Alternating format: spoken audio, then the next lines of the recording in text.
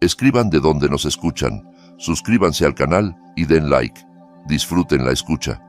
Mi hijo llamó un taxi, me empujó al asiento trasero y le ordenó al conductor: llévala a ese pueblo abandonado y déjala ahí. Estaba seguro de que me quedaría sola en medio de la nada. Pero el conductor me reconoció. 20 años atrás, trabajando como médica, le salvé la vida. Cuando mi hijo se fue, el conductor bloqueó las puertas y dijo: hola, queridos oyentes, gracias por unirse. Suscríbanse al canal, den like y escriban en los comentarios de qué país nos escuchan. Siempre me alegra leer sus saludos de todo el mundo. Que disfruten la escucha. Me llamo Dominica Flores y tengo 64 años. Esa mañana, como en miles de otras, me desperté mucho antes del amanecer. El silencio en mi apartamento de 3 recámaras era casi palpable, denso como la niebla pre-dawn fuera de la ventana. En ese silencio siempre me movía sin ruido, un hábito desarrollado durante años trabajando en cirugía y luego perfeccionado viviendo con la familia de mi hijo. No crujir el piso, no tintinear una taza, ser útil e invisible, ese era mi rol. El aire olía a pastel de manzana de ayer y al polvo de libros viejos. Mi esposo, que ya no está conmigo desde hace 15 años, era fotógrafo y sus obras aún cuelgan en las paredes. Retratos en blanco y negro de una era pasada, testigos mudos de mi vida. Pasé junto a su rostro sonriente en la foto y me dirigí a la cocina. Mi día no empezaba con café, sino con masa para hot cakes para Juanito, mi nieto. Luego cocinar avena para Julián, mi hijo, que no come nada frito por las mañanas, y preparar una ensalada para Estela, su esposa, que siempre está a dieta. 3 desayunos diferentes, cada día. No me quejaba, veía en eso mi deber, mi misión silenciosa. 10 años atrás era jefa del departamento de cirugía en el hospital regional. Una persona respetada, pero Julián se casó, nació Juanito y les quedó apretado. Vivían en un pequeño departamento rentado. Estela entonces me miraba con sus ojos grandes y expectantes y decía: mamá, ¿qué vamos a hacer? El niño necesita espacio y tú tienes un departamento tan grande viviendo sola. Y cedí. Vendí mi viejo departamento en el centro, donde cada grieta en el techo estaba impregnada de recuerdos de mi esposo, de nuestra felicidad. Con el dinero obtenido y todos mis ahorros, compré este de 3 recámaras en las afueras para estar más cerca de ellos, para ayudar. Invertí en él toda mi alma. Yo misma pegué el papel tapiz mientras ellos estaban de vacaciones, elegí los muebles. Este departamento era mi nido, que construí para ellos, dejándome solo la habitación más pequeña. Me convertí en todo para ellos: cocinera, niñera, limpiadora, cajero automático personal. Mi pensión y ahorros se iban en pagar cuentas, tutores para Juanito, nuevos vestidos para Estela, gastos imprevistos de Julián. Mis conocimientos, mi experiencia como cirujana, parecieron evaporarse, borrarse como una inscripción innecesaria en una pizarra. Ahora era solo la abuela, una función, no una persona. Estela nunca me decía gracias. Aceptaba mis cuidados como algo dado. Si la sopa no estaba lo suficientemente caliente, empujaba el plato con dramatismo. Si compraba el juguete equivocado para Juanito, suspiraba como si hubiera cometido un crimen. Mamá, pero te pedí algo totalmente diferente. No me escuchas en absoluto. Y Julián, mi hijo, siempre callaba. Fingía no notar las pullas de su esposa. Solo bajaba los ojos cansado a su plato y decía: mamá, no empieces. Estela está cansada del trabajo. Su complicidad silenciosa hería más que cualquier grosería abierta. Él, mi sangre, mi único hijo, permitía que una mujer esencialmente ajena humillara a su madre en su propia casa. Esa mañana todo fue como siempre. Serví la mesa. Comieron, tiraron los platos en el fregadero y se dispersaron a sus asuntos. Me quedé sola con la pila de platos sucios y el silencio. Lo limpié todo, froté las mesas, fui al supermercado. Las bolsas eran pesadas y en el tercer piso me faltó el aliento. Nada, descansaré. Por la tarde Julián regresó antes de lo usual, solo, sin Estela ni Juanito. Estaba extrañamente agitado. Evitaba mirarme a los ojos. «Mamá», dijo, nervioso, jugueteando con las llaves en el bolsillo, «vamos a dar una vuelta». Me sorprendí. Nunca salíamos solo por salir. «¿A dónde, Julián? Ya es tarde. Tengo que preparar la cena». «No hace falta cena», cortó él. «Solo respiraremos aire fresco. Vamos, vamos», insistió. «Vístete». Su tono era inusualmente áspero, mandón. Algo frío se movió en mi pecho. Me puse mi vieja chaqueta, la que usaba para ir al mercado. «Tomaré al menos un pañuelo». «No hace falta nada», casi gritó. «Rápido». Me empujó literalmente fuera del departamento. Ni siquiera pude cambiar mis pantuflas de casa por zapatos de calle. Me arrastró por las escaleras tan rápido que apenas podía seguirlo. En la entrada esperaba un taxi desconocido, un viejo auto importado maltrecho. El motor estaba encendido. Julián abrió de golpe la puerta trasera. «¡Sube!» Zrenia, dudé, tratando de entender qué pasaba, y entonces él, simplemente, me empujó adentro. No fuerte, pero humillante. Como un bulto, como una cosa innecesaria. Caí en el asiento duro y hundido. Antes de que pudiera reaccionar, cerró la puerta y se inclinó hacia la ventana abierta del conductor. No veía al conductor, solo su nuca y hombros en una chaqueta de cuero gastada. Julián hablaba bajo, pero cada palabra se clavaba en mi cerebro como una pinza quirúrgica. «¿Me oyes? Llévala a las llaves. ¿Sabes dónde es? Ese pueblo abandonado. Déjala en medio del pueblo y vete. Toma». Oí el crujido de billetes. Mi hijo pagaba para deshacerse de mí. Se enderezó sin mirarme y se alejó rápido de vuelta a la entrada. Lo miré a la espalda y todo mi cuerpo se entumeció. Mi mente se negaba a creerlo. Esto no puede ser. Es una broma cruel y absurda. El auto arrancó. Instintivamente giré la cabeza hacia nuestra casa. En la ventana de nuestra cocina, en el cuarto piso, estaba Estela. Miraba hacia abajo al auto que se alejaba y claramente, incluso a esa distancia, vi en su rostro una débil sonrisa triunfante. En ese momento en el auto, algo hizo clic, fuerte, seco. Era el conductor bloqueando el cierre centralizado. Clic. Y ese sonido fue el punto final. No había miedo, ni lágrimas, ni ganas de gritar. Todo el dolor, todas las ofensas de 10 años, todas las humillaciones, todas las lágrimas tragadas y palabras no dichas, de repente se condensaron, endurecieron dentro de mí, como metal líquido que se solidifica instantáneamente en un lingote frío y pesado. Toda mi vida, todos mis sacrificios pasaron ante mis ojos y se alinearon en una imagen clara e implacable. El departamento vendido, los ahorros entregados, noches sin dormir junto a la cuna del nieto, miles de comidas preparadas, y aquí está el resultado, aquí está el pago. En mi cabeza sonó un solo pensamiento, no una pregunta, sino una afirmación, fría como un bisturí. Entonces, esto es lo que valgo. El auto iba por la ciudad nocturna, las luces pasaban, borrando rayas amarillas en el asfalto mojado por la lluvia reciente. Me sentaba derecha, inmóvil, mirando por la ventana a las casas, tiendas, árboles que pasaban, a un mundo que de repente se volvió ajeno, vidrioso, existiendo separado de mí. El frío interior no pasaba, se volvió denso como hielo en las arterias. No pensaba en qué pasaría después.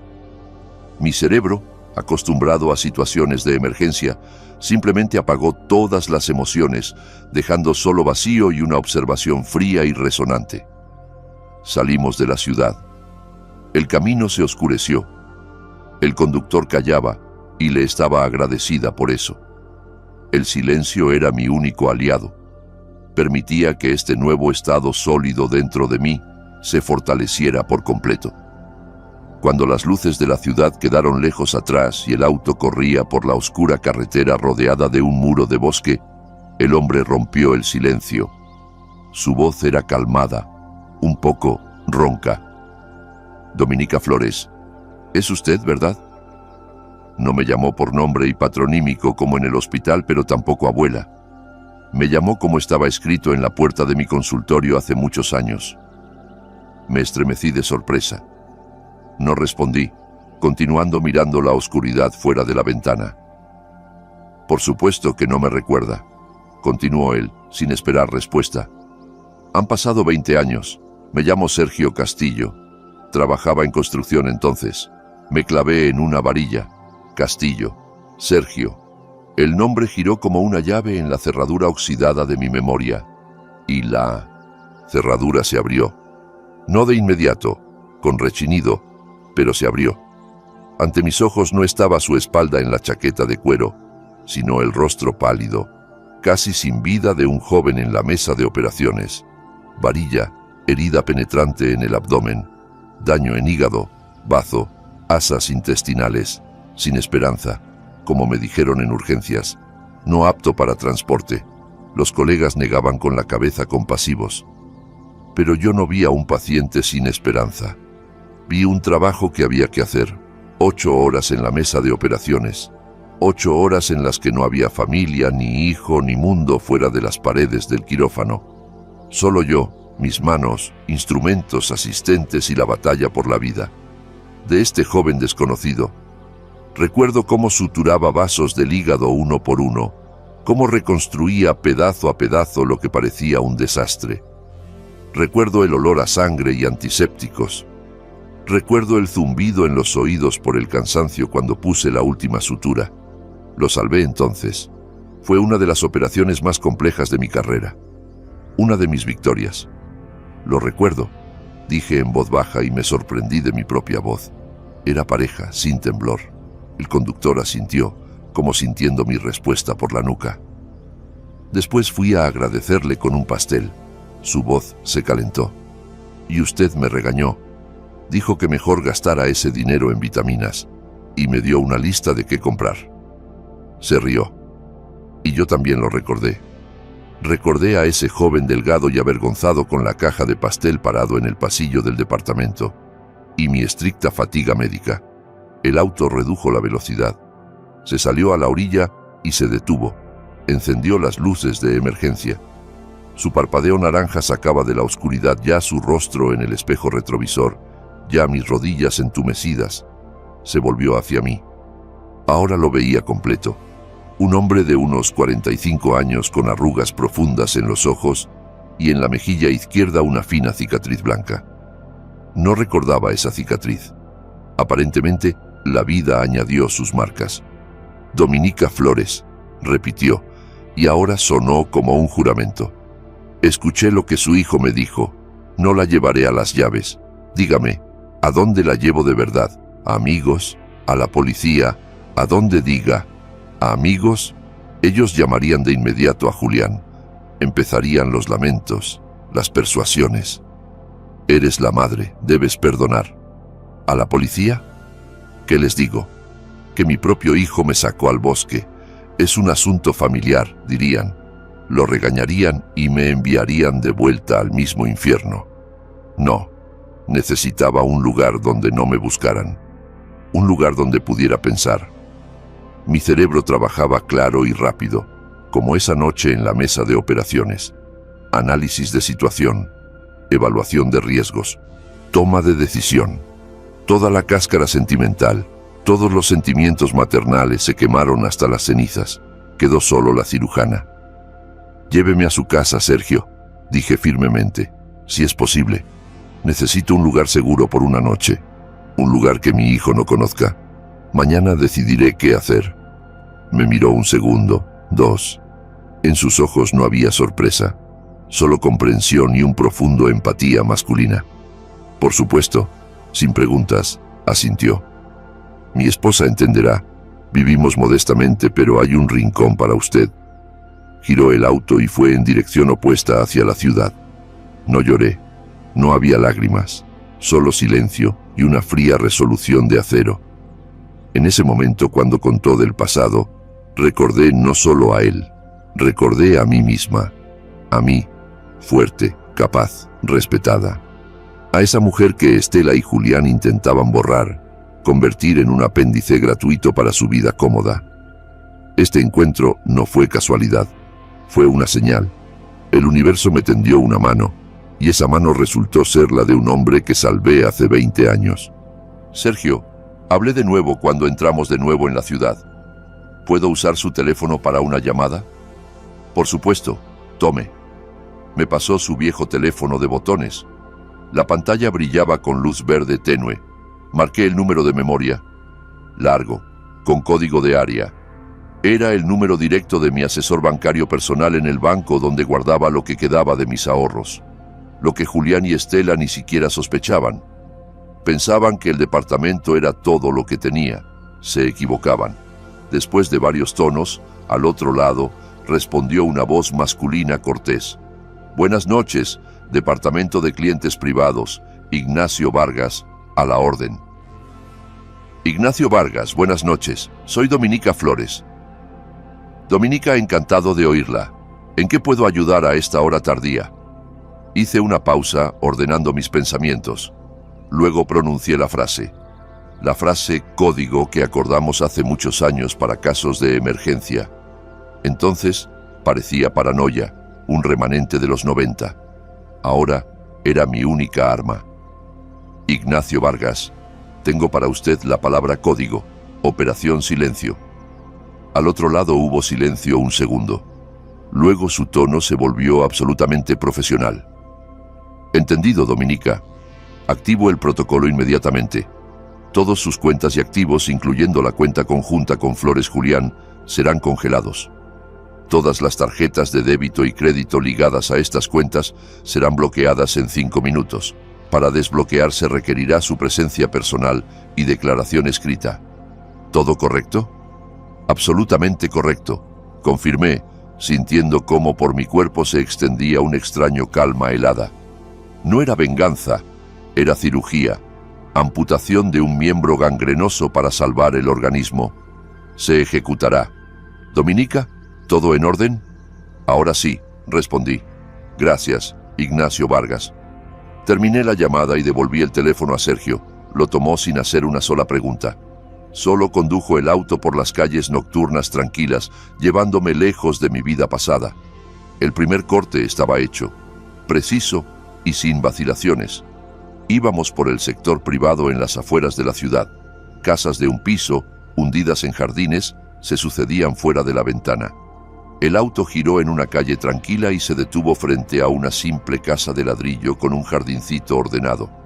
Sergio apagó el motor y en el silencio que siguió oí cómo en algún lugar lejano ladraba un perro. Llegamos, Dominica. No es un palacio, por supuesto, pero limpio y cálido. Pase. Su esposa, una mujer baja de cabello claro llamada Ana, nos abrió la puerta antes de que nos acercáramos. Me miró, mis pantuflas de casa, mi rostro petrificado, y en sus ojos no había ni gota de curiosidad. Solo puro empatía femenina. No preguntó nada, solo me tomó del brazo. Pase, por favor. ¿Cansada del camino? Le sirvo té ahora. Con Melissa, calma. Sergio, llévala a la sala. Voy ya. Su apartamento era pequeño, en una vieja casa de 2 familias, pero increíblemente acogedor. Olía a papas fritas con cebolla y algo indefiniblemente hogareño, pacífico. En la sala, en el sofá, había una manta.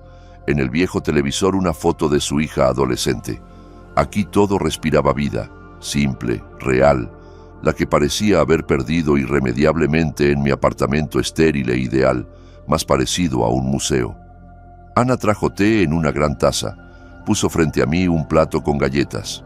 Me senté en el sofá, envuelta en la manta que me dio, y por primera vez en muchas horas sentí que el hielo dentro de mí empezaba a retroceder poco a poco, reemplazado por un vacío sordo y pesado.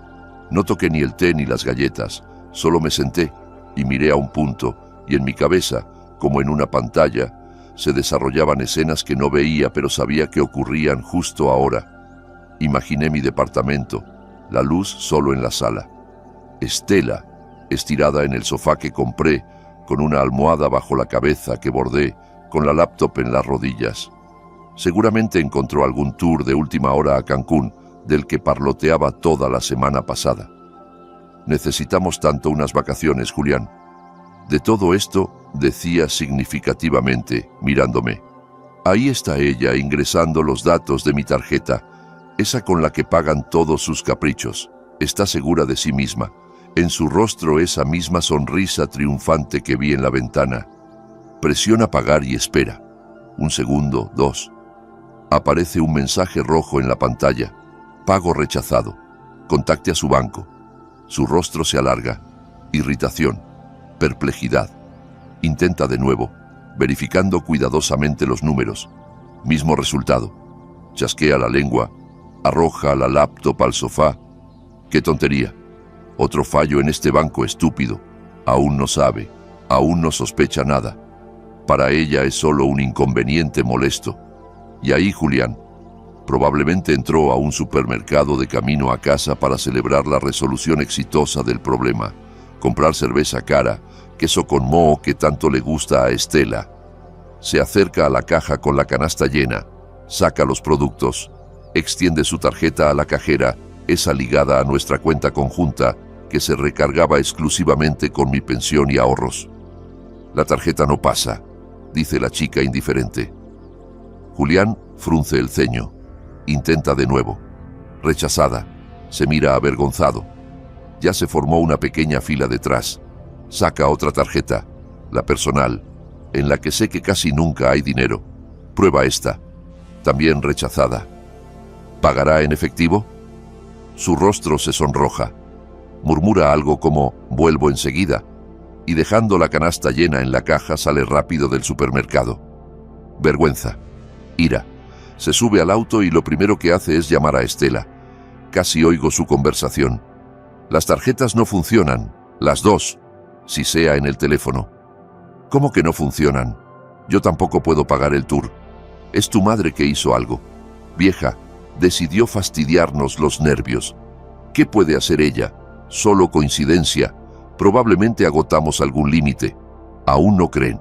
Me consideran una vieja chiflada, capaz solo de pequeñas maldades. La idea de que pudiera actuar calculadamente y con frialdad no cabe en su mundo. No ven en mí ni a la cirujana ni a la mujer fuerte. Ven solo su propiedad que se atrevió a rebelarse. Mientras repasaba estas escenas en mi cabeza, Sergio, que había salido un momento, volvió a la habitación. Se sentó en silencio en el sillón frente. Su rostro era serio. En la mano tenía su teléfono. Dominica, su hijo, llamó. Varias veces. No contesté. Dejó un mensaje de voz. Mi corazón saltó un latido. No de miedo, de anticipación. Póngalo, dije en voz baja. Sergio presionó el botón y del altavoz salió la voz dolorosamente familiar e irritada de Julián. La voz no era preocupada ni asustada. Estaba llena de condescendiente ira propietaria. «Mamá, deja estos juegos infantiles. No sé qué te imaginaste y qué buscas con esta desaparición, pero ya no es gracioso. Por tu culpa tenemos problemas. Enciende las tarjetas inmediatamente. Repito, inmediatamente. Y regresa a casa. Basta de circo y de avergonzar a la familia. Te espero en casa. Hablaremos». El mensaje terminó. Sergio apagó el teléfono. En la habitación colgaba un silencio aún más denso que antes. Miré la pantalla oscura del teléfono y algo se rompió dentro de mí. El último hilo delgado que aún me unía a este hombre, a mi hijo. Ese tono condescendiente. Ese «deja los juegos infantiles». Ese mandón «enciende inmediatamente». Ni siquiera preguntó dónde estaba, si estaba bien. Para él no era madre, no persona, sino un cajero automático rebelde que hay que reparar urgente. Todo ese vacío apenas naciente dentro de mí se llenó instantáneamente, pero no con dolor ni ofensa, sino con algo más, una confianza calmada, fría como acero. En ese momento entendí definitivamente, Julián ya no tiene madre. Murió esa noche en el asiento trasero de un viejo taxi. Quedó solo Dominica Flores, y ella no permitirá más que le limpien los pies con ella. Nunca. Lentamente empujé el teléfono por la mesa lisa. La voz de mi hijo, ajena y metálica, aún sonaba en mis oídos. Sergio me miró, esperando reacción, lágrimas, gritos, maldiciones, pero no hubo nada de eso. Estaba absolutamente calmada, calmada con esa aterradora, un natural quietud que se da en el quirófano cuando el corazón del paciente se detiene y tiene solo segundos para decidir. Levanté los ojos a Sergio. «Piensan que soy tonta», dije, y mi propia voz me pareció distante. «Piensan que soy solo una vieja ofendida que armó un berrinche». Me levanté y me acerqué a la ventana. Fuera estaba la calle oscura y tranquila, la casa de enfrente dormida. El mundo dormía, ignorante de los dramas detrás de sus ventanas. Mi cerebro, acostumbrado a analizar, comparar hechos y diagnosticar, trabajaba a máxima velocidad, cortando todo lo innecesario.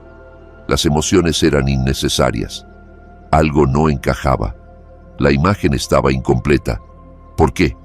¿Por qué necesitaban este espectáculo cruel y riesgoso de llevarme a un pueblo abandonado? Si solo era por dinero, por tarjetas bloqueadas, su acción era completamente ilógica, excesiva. Ya tenían acceso a todo. Vivían en mi departamento, comían mi comida, gastaban mi pensión. Para castigarme por un bloqueo temporal de cuentas, bastaba con un escándalo, amenazas, boicot, pero no esto. No un intento de deshacerse de mí físicamente, dejándome en la nada.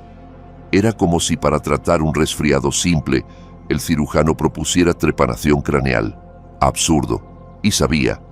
Si una acción parece absurda, significa que diagnosticamos mal. Significa que tratamos la enfermedad equivocada. Me volví. Sergio y su esposa Ana, que entró en silencio en la habitación, me miraban con preocupación. «Esto no fue solo deshacerse, Sergio», dije lentamente, y cada palabra caía en su lugar, construyendo una estructura terrible pero impecablemente lógica. No fue para castigar, fue una observación clínica. Sergio frunció el ceño sin entender. «¿Qué quiere decir?» «Necesitaban un síntoma», hablaba en voz baja pero clara, como explicando un diagnóstico a internos. Imagina la escena. Mujer mayor, 64 años, vive con la familia de su hijo. Un día desaparece. La encuentran al día o dos en un pueblo abandonado, a 20 kilómetros de la ciudad. Está en pantuflas de casa, desorientada. No puede explicar cómo llegó ahí. ¿Qué dirá la gente? ¿Qué dirá el policía local? ¿Qué dirá el médico de la ambulancia que llamen? Hice una pausa, dándole tiempo para encontrar la respuesta a él mismo. Ana se tapó la boca con la mano. Sus ojos se abrieron de horror. Ella entendió primero. «Dirán que se perdió», susurró, «que algo anda mal con su cabeza. Senilidad». «Exacto», asentí, y el metal frío de mi conjetura tomó forma final. Demencia, senilidad, pérdida de memoria y orientación en el espacio. No fue solo un acto, fue una prueba. Un síntoma perfectamente escenificado para presentar al médico. No querían solo echarme de casa, querían echarme de mi propia vida, legalmente. Sergio palideció, apretó los puños hasta que los nudillos blanquearon. No puede ser, el propio hijo. Para declarar a alguien incompetente se necesitan bases sólidas, continué. Mi voz era pareja e implacable como la hoja de un bisturí. Necesitan testimonios, evidencias. Ahí el hijo y la nuera van al médico. «Doctor, estamos tan preocupados por mamá». Olvida todo, sale de casa y no recuerda a dónde. Ayer apenas la encontramos en un pueblo abandonado, sola, en pantuflas. Historia ideal. Después de eso, cualquier médico, especialmente si se lo piden, firmará el dictamen necesario. En ese momento Sergio levantó bruscamente la cabeza. En sus ojos brilló reconocimiento. «El dispensario psiquiátrico», dijo. «Mi cuñada trabaja ahí como enfermera en recepción. Ludmila. Una vez contó que hay un médico ahí, Méndez. Ayuda a resolver tales cuestiones con parientes mayores. Por un pago, claro». Mi corazón pareció detenerse. Ahí estaba, el eslabón faltante. Nombre, apellido, ejecutor concreto. «Sergio», dije, y en mi voz sonó acero. «¿Puede llamarla? Ahora mismo. Es cuestión de vida o muerte. Mi vida». Asintió en silencio. Tomó el teléfono y salió al pasillo. Ana se acercó a mí. Tomó mis manos heladas en sus cálidas palmas. Aguante, Dominica. Aguante, querida. No la oía. Oía solo fragmentos de la conversación amortiguada del pasillo. Ludmila. Hola, perdón por lo tarde. Oye, asunto delicado. Flores, Dominica. Sí, Flores. Hijo con nuera. ¿No han ido a ustedes últimamente? ¿A Méndez? Sí. Pasó una eternidad. Finalmente Sergio volvió. No me miró. Miraba al piso. Su rostro era gris. Es verdad, dijo sordo. Todo como dijo. Fueron a Méndez. 2 veces el último mes. Primera consulta y segunda. Recopilando historial, dijo Ludmila. Se quejaban de su distracción, inadecuación, pérdida de memoria. Levantó los ojos a mí y en ellos había mezcla de furia y empatía. Y eso no es todo. Tenían cita para el tercero. Mañana, a las 11 de la mañana, para presentar declaración oficial de examen forzado. Les faltaba un episodio, el más pesado, su desaparición. Ahí estaba, el diagnóstico confirmado, completamente. Querían no solo tomar mi dinero y mi departamento, querían tomar mi nombre, mi razón, mi personalidad. Ellos, miserables, osaron atentar contra lo más sagrado, mi intelecto. Querían convertir a la mujer cirujana que por 30 años diagnosticaba a otros en una vieja demente, incapaz de responder por sus actos. Esto no era traición, era peor, era profanación. Toda la sangre se fue de mi rostro. Sentí como dentro de mí se apagaba el último carbón de calor, el último eco de cualquier posible piedad o perdón. En su lugar se formó vacío, frío, absoluto, cósmico vacío. Mi resolución, hasta ese momento solo firme, en un instante pasó templado y se convirtió en acero aleado. Miré a Sergio. Bien, dije. Mi voz absolutamente calmada. Ahora sé qué hacer. La operación comienza. La noche la pasé en el sillón, envuelta en la manta. El sueño no venía. Mi mente, usualmente buscando paz en la oscuridad, ahora era clara y afilada como nunca. Era como una mesa de operaciones perfectamente preparada. Todo lo innecesario removido, cada instrumento en su lugar, plan de acción desarrollado hasta el detalle. No sentía cansancio. Sentía un flujo de esa fría energía concentrada que siempre venía antes de una operación compleja. Al amanecer, cuando el cielo fuera de la ventana pasó de negro a gris, ya sabía el nombre y número de teléfono. Sergio, viendo mi estado, lo encontró en internet tarde en la noche. Marcos Zacarías Guzmán, abogado, especialización, defensa de derechos de mayores, disputas familiares, fraude con tutela. A juzgar por las reseñas, hombre duro, meticuloso y absolutamente implacable con quien ofende a los débiles. Lo que necesito. A las 8 de la mañana, ni un minuto después, lo llamé desde el teléfono de Sergio. Hablé breve, claro, militar. Expuse la esencia sin emociones, como dictando una historia clínica. Intento ilegal de privación de capacidad. Complot con médico. Apellido del médico. Nombre de la clínica. Cita planeada. Intento de eliminación física bajo pretexto de pérdida de memoria. Al otro lado hubo silencio. Oí como el abogado raspaba algo. Parece pluma en papel. Dominica, dijo finalmente, su voz seca como hoja otoñal. La entendí. Situación clara. Necesito un testigo que confirme la información sobre visitas al médico. Lo hay, respondí, pero quiere anonimato. Es enfermera de recepción. Suficiente. Sus declaraciones escritas con garantía de anonimato bastan para el primer golpe. Dicte la dirección de sus oponentes. El mensajero estará ahí en hora y media. Dicté la dirección de mi propio departamento, mi hogar. Las siguientes hora y media fueron las más largas de mi vida. Ana trajinaba en la cocina, tratando de darme desayuno, pero no podía tragar bocado. Bebía té negro fuerte sin azúcar y miraba el reloj. Sergio se sentó junto, silencioso y tenso como cuerda estirada. Era mi único aliado, mi apoyo en este mundo colapsante. Entendía que ahora ocurría algo más que una riña familiar. Ahora cortaba el tumor que crecía años, dolorosamente, radicalmente, pero era la única forma de sobrevivir. Una y otra vez imaginaba la escena. 10 de la mañana. Julián y Estela sentados en la cocina, enojados y desconcertados. Tarjetas no funcionan. Madre desaparecida y no contesta llamadas. Sus planes se derrumban, pero aún no entienden la escala del desastre. Aún creen controlar la situación, que basta con que vuelva y me meterán de nuevo al redil con amenazas y manipulaciones. En sus planes para esa mañana estaba la visita al doctor Méndez.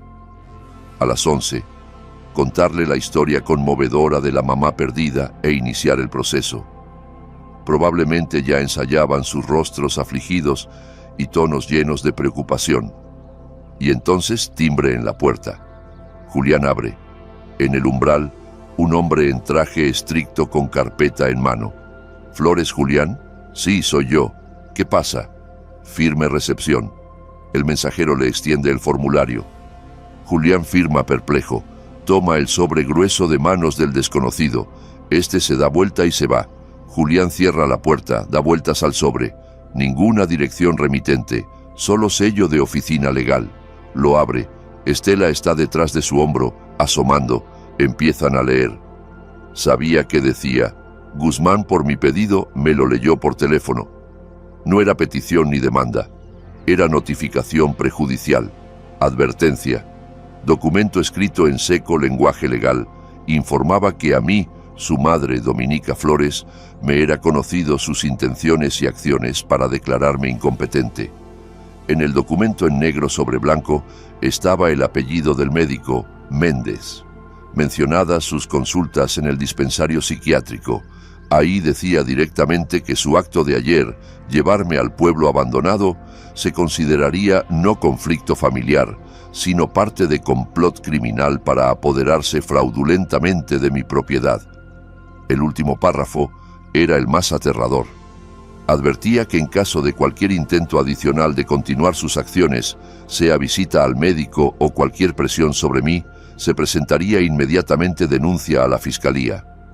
Por artículos de fraude, abandono en peligro y calumnia. Imaginaba sus rostros. Primero perplejidad, luego lento, helado darse cuenta. No era carta de madre ofendida, era golpe de profesional. ¿De dónde? ¿Cómo pude saber? Apellido del médico, fechas de visitas, ¿cómo es posible? La mujer que consideraban medio loca, vieja chiflada, dio el contragolpe con precisión quirúrgica. La condescendencia en sus rostros se cambiaría por incredulidad. Incredulidad por miedo, y miedo por pánico animal puro. Su pequeño plan acogedor, tan confiable y pensado, se hizo añicos. No solo los detuvieron, los expusieron, miraban uno al otro, y en sus ojos la misma pregunta muda: ¿qué pasará ahora? Su mundo, construido en mentira y mi sacrificio, empezaba a colapsar. Ya no eran hijos cariñosos preocupados por la salud de la madre. Eran pequeños, miserables estafadores, atrapados con las manos en la masa. El teléfono de Sergio sobre la mesa vibró. Una vez, segunda, tercera. La pantalla brillaba con el nombre Julián. Llamadas una tras otra, histéricas, insistentes. Mirábamos el teléfono como a una serpiente venenosa. Sergio quiso apagar el sonido, pero lo detuve. No hace falta. Que llame. Que se revuelva en su jaula. Que sienta ese horror frío de impotencia que prepararon para mí. Las llamadas cesaron. Un minuto después llegó mensaje. Largo, tipeado aparentemente con dedos temblorosos. Sergio me pasó el teléfono en silencio. Mamá, ¿qué es esto? ¿Qué delirio? ¿Qué abogado? ¿Dónde estás? ¿Qué Méndez? No entendemos de qué hablas. Es algún error. Necesitamos hablar. Inmediatamente. Venimos ya. Leí el mensaje, y por primera vez en estas 24 horas en mis labios apareció sombra de sonrisa. Fría, sin alegría, como brillo de acero. «Vengan», respondí mentalmente. «Estoy lista». El campo operatorio preparado. Ahora se puede proceder a la parte principal. No me sorprendí cómo me encontraron. En pánico la gente hace tonterías. Julián probablemente llamó a todos los servicios de taxi de la ciudad, describiendo el pedido de ayer y al conductor. Tarde o temprano toparía con el despachador que recordaría a Sergio. El pánico es mal consejero. Deja rastros. 40 minutos después, bajo las ventanas chirriaron frenos de su auto, golpearon puertas. No me acerqué a la ventana. Me senté en el mismo sillón, recta como cuerda, y esperé. Sergio se paró detrás de mí, un poco aparte, silencioso y confiable como roca. Su presencia era apoyo mudo. Ana, pálida pero decidida, estaba en la puerta de la cocina, lista para intervenir en cualquier momento. Golpearon la puerta. No tocaron timbre, sino aporrearon con puños como tratando de derribarla. «¡Mamá! ¡Abre! Sé que estás aquí. ¡Abre!». Sergio se acercó calmado a la puerta y la abrió. En el umbral estaban ellos. Julián, con rostro torcido de furia y miedo, y Estela escondiéndose detrás de su hombro, su rostro pálido con manchas rojas, ojos corriendo de lado a lado como animal atrapado. Al verme viva e intacta sentada en el sillón, Julián se congeló un segundo. Luego la represa se rompió. «¡Mamá! ¿Cómo pudiste?». Zrenia gritó irrumpiendo en la casa. Estela se coló detrás. «¿Cómo pudiste hacerle esto a tu propio hijo? ¿Enviar papeles? ¿Amenazar con fiscalía? Soy tu único hijo». Apelaba a la culpa, técnica estándar de manipulador. Callé, mirándolo con mirada calmada y estudiadora. Mi silencio lo sacaba más de quicio. «¿Quién es este tipo?». Zrenia apuntó con dedo a Sergio. «¿Él te metió ideas? ¿Qué te contó? ¿Entiendes que es solo un estafador que quiere tu departamento?». Estela secundó, su voz quebrándose en chillido. «Nos preocupábamos por usted. La buscábamos. ¿Y usted? Se escapó con el primero que encontró. La drogará, la engañará y quedará en la calle. ¿Entiende lo que hace? Se volvió loca. Amenazas. Segunda etapa. Intento asustar, devolverme al rol de víctima indefensa que necesita su protección. Continué callando. Les di desahogarse, echar todo el veneno, todo el pánico, toda la ira. Como médico experimentado deja al paciente histérico gritar para luego empezar conversación. Sus gritos rebotaban en mi calma como guisantes en pared. Se movían por la pequeña habitación, agitando brazos, sus voces quebrándose. «Destruyes tu familia». Ahora en la voz de Julián sonaban notas llorosas, miserables. «Destruyes todo». Juanito pregunta dónde está abuela. ¿Qué le decimos? Que su abuela lo cambió por un taxista cualquiera. ¿Quieres que tu nieto tenga tal trauma? Patetismo lastimero. Tercera, última etapa. Golpe a los puntos más dolorosos, al nieto, a la familia. Probaron todo su arsenal escaso, y cuando finalmente se agotaron, callaron, respirando pesado. En el silencio que cayó mi voz quieta sonó como golpe de gong. Les permití agotarse. Los miré como a una preparación histológica bajo microscopio. Ahí célula de ira, ahí tejido de miedo, ahí metástasis de avaricia. El diagnóstico era claro hace tiempo. Ahora era hora de anunciarlo. Me levanté lentamente del sillón. En la habitación estaba tan quieto que se oía el tic-tac del reloj en la pared. Di un paso adelante. Julián y Estela retrocedieron instintivamente. Miré directo a los ojos de mi hijo. ¿Declararme incompetente? ¿Componen placement?, pregunté suave, casi susurrando. Pero ese susurro era más afilado que cualquier grito. Era agudo como bisturí con el que una vez salvaba vidas. Julián se sacudió como de golpe. Estela detrás de su hombro encogió la cabeza. Entendieron, sabía. No grité sobre el pueblo, el dinero, la traición. Golpeé al corazón de su plan, a esa parte que consideraban su secreto más terrible y confiable, a la mujer que por 30 años diagnosticaba a otros. Continué igual de quieta sin quitarle los ojos. A la mujer que por síntomas apenas notorios podía predecir el outcome de la enfermedad. A la mujer que sabe de memoria toda la psiquiatría mayor, porque era parte de mi trabajo. Cada pregunta era como un corte preciso y medido. Veía cómo el color se iba del rostro de Julián, cómo en su frente salía sudor. Abría y cerraba la boca como pez arrojado a la orilla, pero no podía decir sonido. ¿De verdad pensaste, Julián? Component placement, di otro paso, y él retrocedió chocando espalda contra la pared. ¿Que esto funcionaría? La última pregunta colgaba en el aire. En ella estaba todo. Amargura de mi decepción, frío desprecio a su estupidez y veredicto final, irrevocable. Él miró aturdido de mí a Sergio, que igual impasible estaba detrás de mí, testigo mudo de este juicio, y en ese momento les cayó definitivamente. No era yo la atrapada, eran ellos. Entendieron que sabía todo. No adivinaba, no suponía, sino sabía. Y tenía testigo. Hombre calmado, seguro, parado detrás de mí no como seductor, sino como protector. Toda su arrogancia, toda su furia fingida, todos sus miserables intentos de manipular, todo se derrumbó, se hizo polvo. Vieron ante sí no a madre ofendida, no a vieja chiflada, vieron a Dominica Flores, cirujana, y entendieron que perdieron, completamente, definitivamente. Estela fue la primera en no aguantar.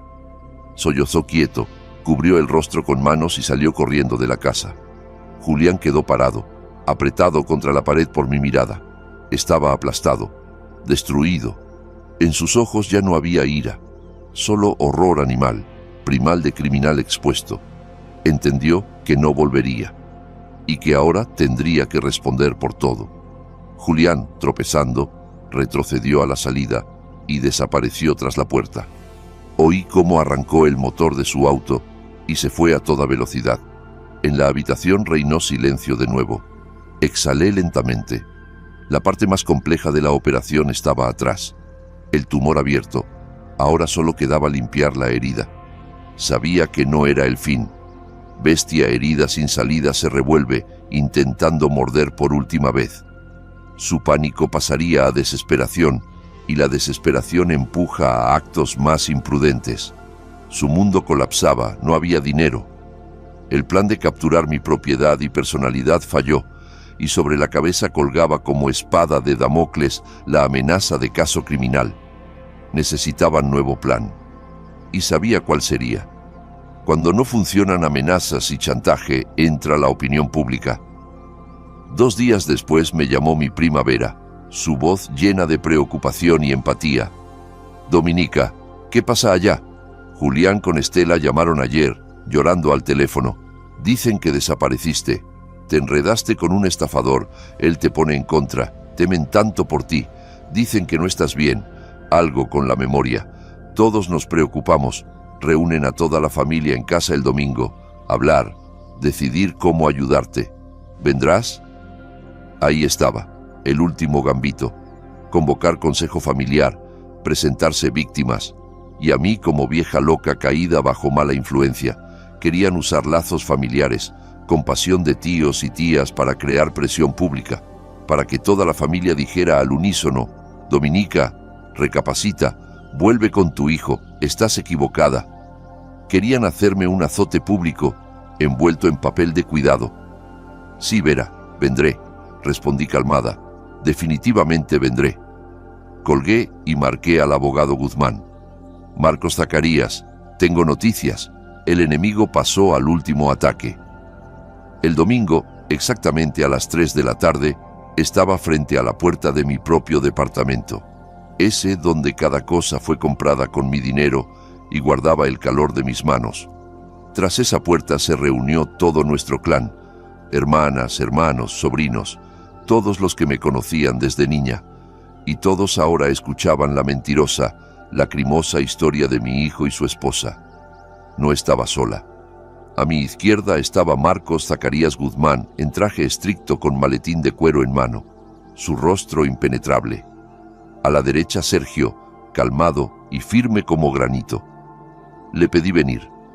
Debía ver el fin de esta historia. Era parte inseparable. Respiré profundo y toqué el timbre. La puerta abrió mi sobrino. Al verme sonrió perplejo, pero se cortó al notar mis acompañantes. Tía Nica, pasen. Entramos a la sala, la habitación llena de gente. En el centro, en el sofá, sentados Julián y Estela. Estela presionaba pañuelo a los ojos. Sus hombros temblaban. Julián, con rostro trágico, contaba algo a mi hermana Vera. Con nuestra llegada todas las charlas callaron. Todas las miradas se volvieron a nosotros. «Mamá». Julián saltó, fingiendo alegre sorpresa. «¿Viniste? Nos preocupamos tanto. ¿Y estos quiénes son?» «Este es mi abogado, Marcos Zacarías Guzmán», dije con voz pareja, recorriendo con mirada calmada a todos los presentes. «Y este es Sergio Castillo, mi amigo, que me salvó la vida cuando mi propio hijo me dejó morir». En la habitación colgó silencio mortal. Estela dejó de sollozar y me miró con ojos muy abiertos.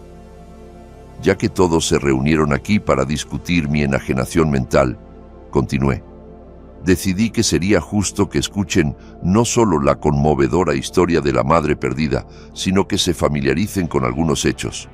Marcos Zacarías, por favor». Guzmán dio un paso adelante, abrió su maletín y sacó varias carpetas.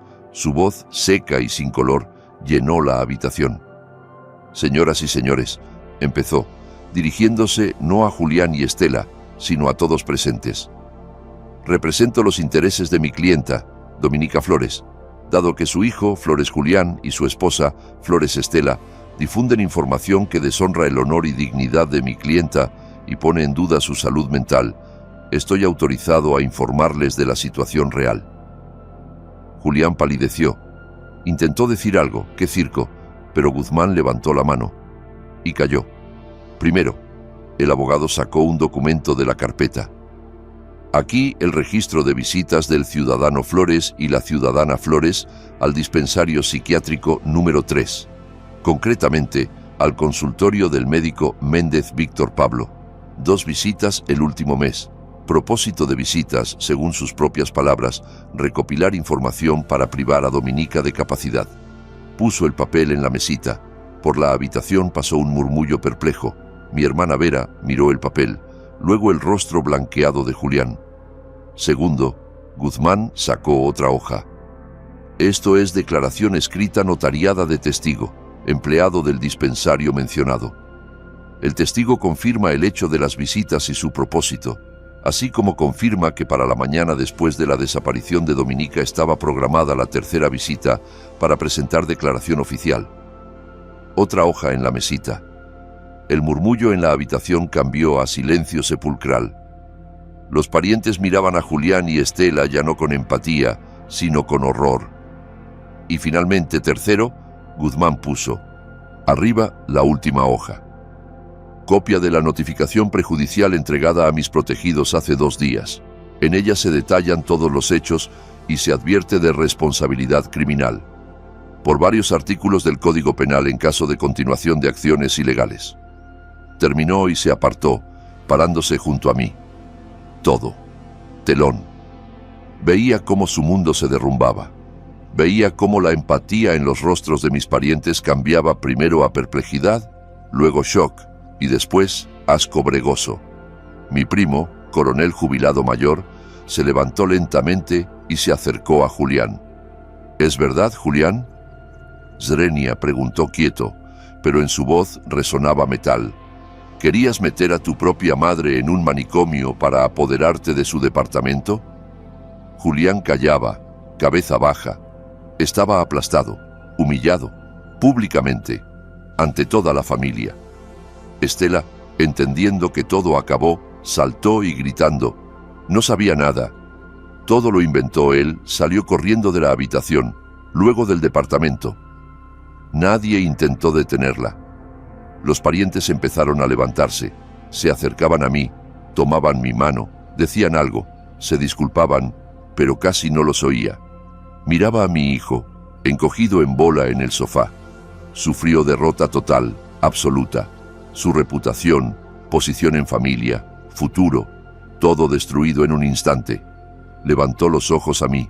En ellos no había arrepentimiento, solo odio sordo, impotente.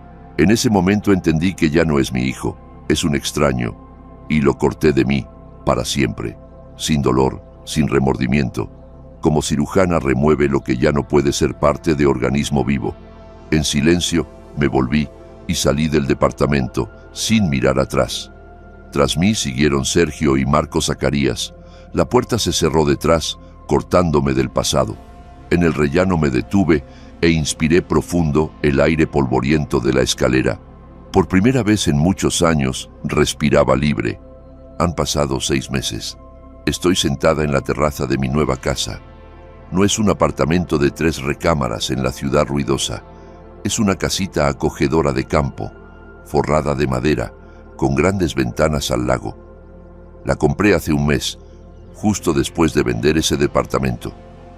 A Julián y Estela, a través del abogado, transferí exactamente la suma que una vez obtuve por mi viejo departamento en el centro. Ni un centavo más, ni menos. Les devolví su punto de partida. Todo lo demás, mis ahorros, dinero de venta de muebles, todo lo que gané en mi vida, quedó conmigo. Alcanzó para esta casita un auto viejo pero confiable y una renta para nunca más pensar en dinero. El aire aquí huele a pinos y agua. El silencio roto solo por canto de pájaros y raro chapoteo de peces en el lago.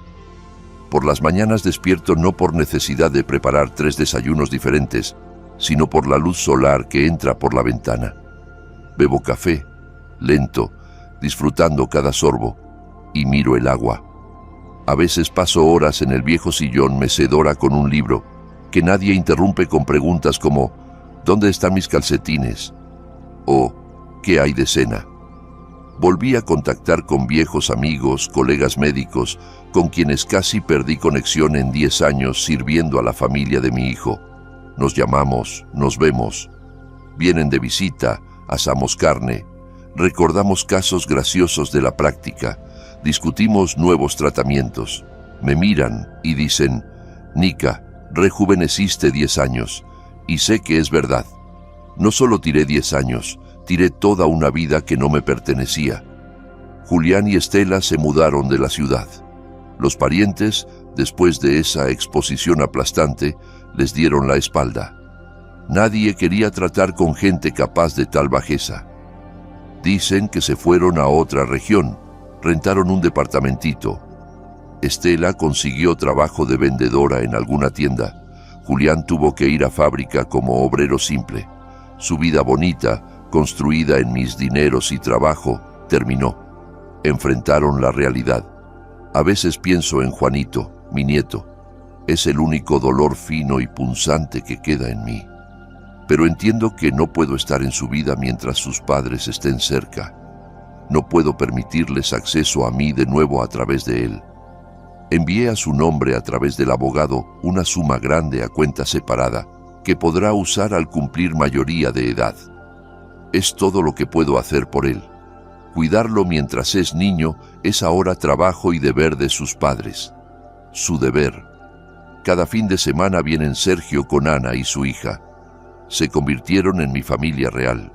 Juntos vamos por hongos, reparamos la cerca, tomamos té en la terraza. Sergio nunca dice que le debo algo, y yo nunca digo que le debo.